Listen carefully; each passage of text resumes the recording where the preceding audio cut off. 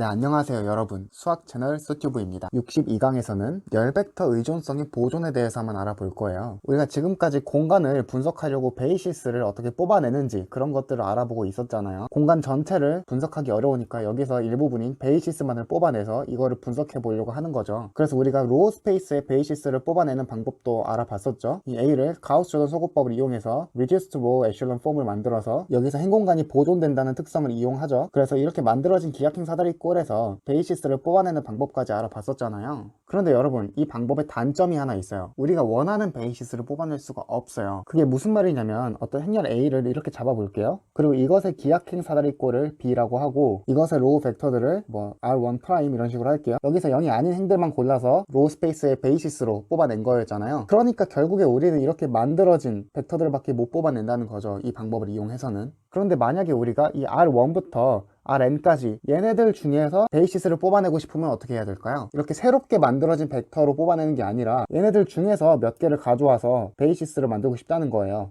뭐 그러려면 일단 첫 번째로 생각이 드는 건 이 베이시스가 원소가 몇 개 필요한지부터 알아내야 되겠죠. 그런데 그것은 어차피 여기서 영행이 아닌 것의 개수를 세면 되니까 차원을 알아내는 것은 그렇게 어려운 일은 아니에요. 그래서 뭐 예를 들어서 그렇게 알아낸 차원이 3차원이었다 라고 가정을 하면은 여기서 선형 독립인 벡터를 3개 골라내야 된다는 말이죠. 어차피 얘네들 가지고 스팬 1개 로우 스페이스니까 얘들은 이미 스팬하는 것은 만족했으니까 선형 독립인 것만 만족하면 되죠. 베이시스가 만족해야 되는 조건은 두 가지였잖아요. 그 공간 자체를 스팬하고 있어야 되고 얘네들이 서로서로 다 선형 독립이어야 되고요. 그래서 우리가 알고 있는 대로 여기서 좀 노가다로 선형 독립인 거를 골라내도 베이시스를 찾아내는 게 가능은 한데 여러분들도 느끼시겠지만 굉장히 귀찮죠. 비효율적이고. 그래서 여러분들께 이번 시간에 열벡터 의존성이 보존된다는 성질을 이용해서 이런 것들을 좀 빠르게 찾아낼 수 있는 방법에 대해서 가르쳐 드릴게요. 한번 같이 알아보도록 하죠. 열벡터 의존성의 보존이라는 건요, 우리가 일단 기본행 연산이 로우 스페이스를 보존하는 건 알고 있죠. 그리고 두 번째 널 스페이스를 보존하는 것도 알고 있죠. 제가 지난 강의들에서 바로 드렸었던 내용이에요. 그런데 이제 세 번째, 열벡터의 의존성까지도 보존을 한다라는 거예요. 일단 열벡터의 의존성이 뭐냐면 바로 이런 거예요. 행렬 A가 있을 때 이렇게 열벡터로 잡아보죠. 그리고 행렬 A에다가 기본행 연산을 수행시켜 볼게요. 그리고 그 행렬을 B라고 할게요. 그리고 이것은 C1' 이렇게 잡아보죠. 그랬을 때 이 C1부터 CN까지가 선형 독립이면 C1'부터 CN'까지도 선형 독립이라는 거고요. 그 반대도 마찬가지라는 거예요. 마찬가지로 선형 결합이어도 이쪽까지도 다 선형 결합이 된다는 거고요. 그뿐만 아니라 여기서 일부분만을 가져와도 이 C1과 C2가 선형 독립이면 여기 있는 C1'과 C2'도 선형 독립이 된다는 거고요. 얘가 선형 결합이면 얘도 선형 결합이 된다는 거예요. 전체를 가져오든 일부분만을 가져오든 걔네들의 관계가 여기서도 똑같이 유지가 된다는 거죠. 그러니까 이 열벡터들이 서로 의존하고 있는 그 의존성이 그대로 보존이 된다는 거예요. 조금 더 수학적으로 말하자면 결국엔 이게 성립한다는 거예요. 이 C1부터 CN까지를 선형 결합을 한번 해볼게요. 이렇게요. 그래서 이 선형 결합이 0이 되게 하는 이 X값들을 X1, X2, 이런 식으로 해서 XN까지 이런 점들을 다 모아놔 보죠. 그 집합을 뭐 X라고 할게요. 그러니까 결국에는 이것들을 만족하는 해 집합을 X라고 하자는 거겠죠. 그리고 마찬가지로 여기 있는 열벡터들을 이용해서 다시 선형 결합을 표현해 볼게요. X1', C1' 이런 식으로요. 그리고 이것의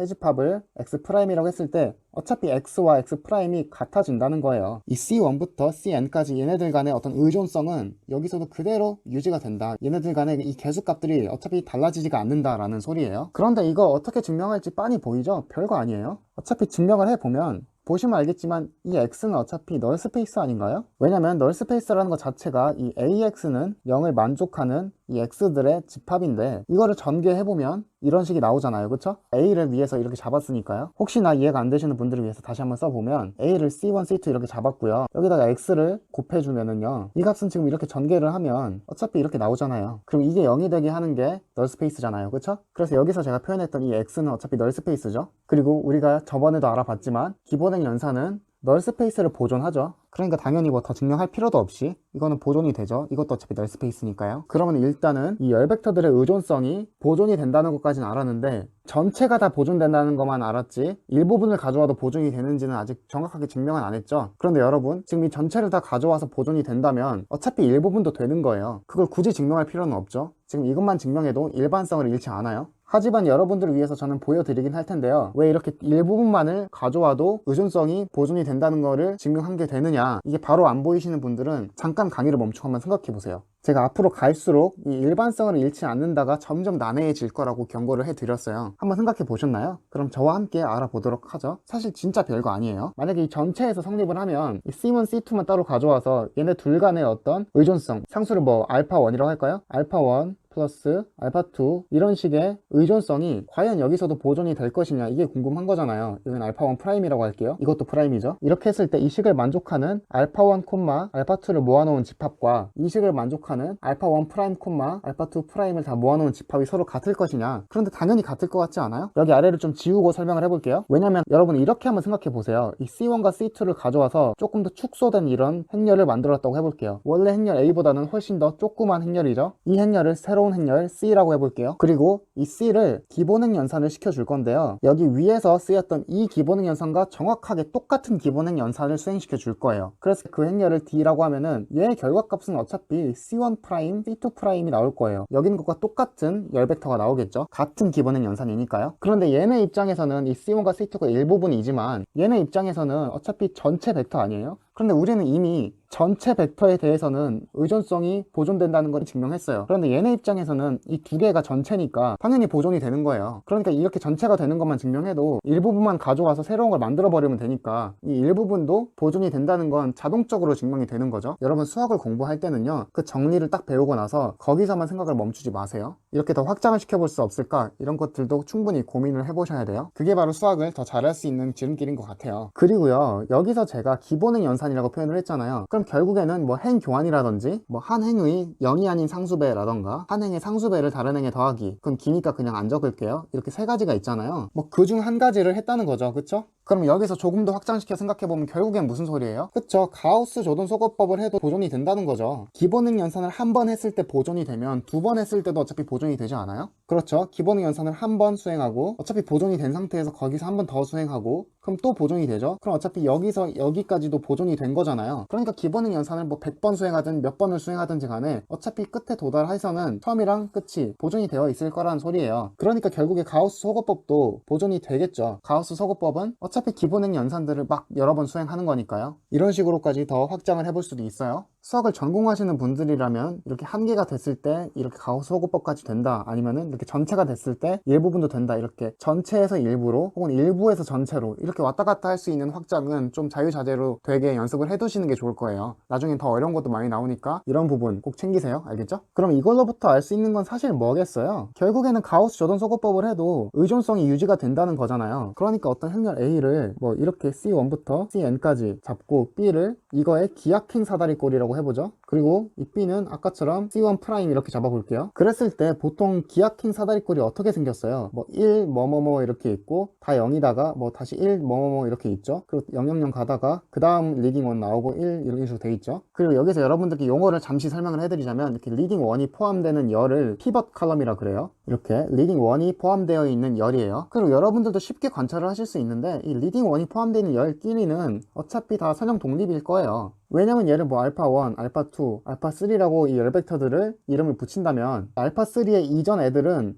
여기 라인은 전부 다 0이죠. 왜냐면 그게 리딩 1의 성질이잖아요. 그쵸? 첫 번째 등장하는 0이 아닌 숫자. 그쵸? 그러니까 이 알파1과 알파2와 알파3가 선형 결합으로서 0이 되게 하는 어떤 상수값, 뭐 베타라고 하면은 이게 0이 나오려면요, 일단 이 알파3에 있는 이 1을 없애야 되는데 얘랑 얘에서는 없애줄 수가 없어요. 여기도 0이고 여기도 0이라서. 그래서 이 베타3에 0이 들어가야 되고요. 마찬가지로 0이 나오게 하려면 알파2에서 여기 1이 들어간 부분을 0으로 만들기 위해서 다른 애들이 상수배를 해서 더해가지고 0이 나오게 만들 수가 없어요. 왜냐면 여긴 0이고 여기는 이미 베타3가 0을 곱해가지고 이미 날라갔어요. 그러니까 여기서밖에 안 되는데 여긴 또 이미 0이에요. 그러니까 결국엔 얘 자체에다가 0을 곱해서 0을 만드는 방법 말고는 없겠죠. 그래서 베타2도 0이고요. 마찬가지로 같은 방법으로 얘도 0이에요. 그래서 얘가 0이 나오게 하는 애가 어차피 0밖에 없으니까 이 말은 결국엔 얘네들이 다 선형 독립이라는 뜻이죠. 그러니까 결국에는 피벗 칼럼들은 선형 독립일 수밖에 없는데요. 그런데 뭐라 그랬어요? 기본행 연산을 하더라도 칼럼들의 의존성은 보존이 된다. 그런데 여러분, 기본행 연산은 항상 역연산이 존재하지 않아요? 기본행열은 항상 가역행열이잖아요. 거꾸로도 어차피 기본행 연산이라는 거죠. 그러니까 여기서 C1, C2, 뭐 C3가 만약에 피벗 칼럼이었다면 그럼 여기서의 C1, C2, C3가 어차피 선형 독립일 거라는 거예요. 그리고 여러분, 칼럼 스페이스와 로우 스페이스는 어차피 차원이 같은 거 알고 있죠? 제가 증명도 해드렸었죠. 이 로우 스페이스 A의 차원과 컬럼 스페이스 A의 차원은 어차피 같잖아요. 그리고 어차피 로우 스페이스는 기본 행 연산을 했을 때 보존이 되죠. 그래서 결국엔 여기 있는 이 리딩 1이 들어있는 행의 개수가 이 랭크 값이 될 텐데, 그 랭크 값은 어차피 컬럼 스페이스의 차원 값하고도 같으니까 어차피 이 리딩 1의 개수가 이 컬럼 스페이스의 차원 값이 될 거고, 그럼 결국에는 이 벡터들이 이 B의 컬럼 스페이스의 기저가 된다는 말 아니에요? 왜냐면 B라는 행렬의 컬럼 스페이스의 차원 값이 결국에는 B라는 행렬의 로우 스페이스의 차원 값과 같죠. 그래서 이 리딩 1의 개수만큼이 어차피 차원이 되겠죠. 근데 걔의 차원이 뭐 3차원이었으면은 결국에는 기저로 3개의 벡터가 필요한데, 우리 3개의 벡터를 골라냈고 심지어 걔네들이 다 선형 독립이기까지 하고 얘네들이 스팬한 게 어차피 컬럼 스페이스니까 어차피 기저죠, 얘네들은. 그런데 얘네들이 여기서 기저면은 여기서도 이 3개는 행렬 A의 컬럼 스페이스의 기저이지 않을까요? 당연히 그러겠죠. 왜냐면 이 컬럼 스페이스의 차원은 어차피 랭크랑 똑같고, 근데 이 랭크는 어차피 기본행 연산을 통해서 보존이 되죠. 근데 B의 랭크 값이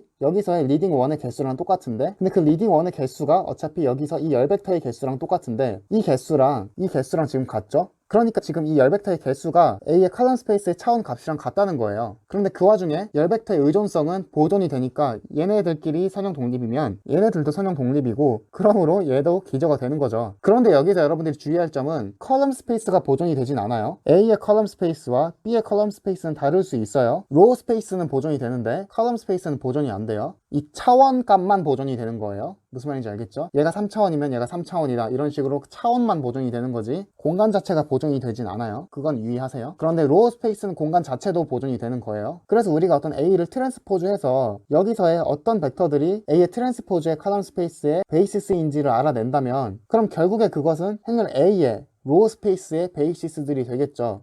이거의 컬럼 스페이스의 베이시스들이니까. 그래서 우리가 처음에 이야기했었던 바로 얘네들 중에서 누가 베이시스냐를 뽑아내는 방법 어떻게 하는지 알겠죠? 행렬 A를 트랜스포즈 시켜서 열벡터의 의존성이 보존된다는 성질을 이용해서 기하행 사다리꼴을 구한 다음에 그 행렬을 B라고 하고, 이 행렬에서 피벗 칼럼을 구하죠. 그런데 그 피벗 칼럼들은 이 행렬 B의 칼럼 스페이스의 기저가 되는데, 그렇다면 어차피 그들의 의존성은 보존이 되니까 걔네들 자리에 있는 이쪽에 있는 열벡터들은 이 행렬 A의 트랜스포즈의 컬럼 스페이스의 기저가 될 거고, 그것은 결국 A의 로우 스페이스의 기저라는 의미겠죠. 이런 식으로 구하면 되는 거예요. 강의를 찬찬히 잘 들어보시고, 이번 강의는 조금 어려웠을 수도 있을 것 같은데 이해가 안 되는 부분 있으면은 댓글로 한번 남겨주세요. 제가 보충 강의로도 찍어 볼게요. 이번 시간에 여기까지 하도록 하고, 강의가 유익했다면 구독과 좋아요도 부탁해요. 지금까지 수학 채널 소튜브였습니다. 다음 강의에 뵐게요.